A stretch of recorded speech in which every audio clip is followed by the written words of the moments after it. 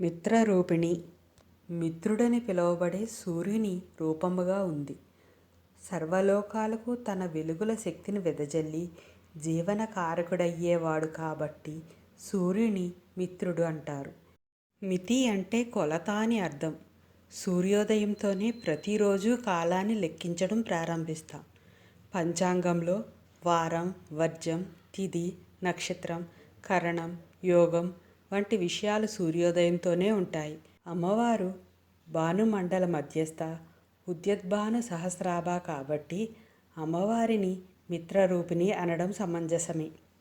అమ్మవారు మాతృస్వరూపిణియే కాదు, మనం మేలుకోరే మన శ్రేయోభిలాషుల్లో మిత్రరూపముగా ఉండేది కూడా అమ్మవారే.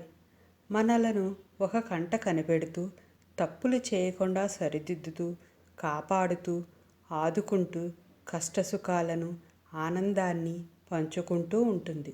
కాబట్టి అమ్మవారు మిత్రరూపిణి అవుతుంది.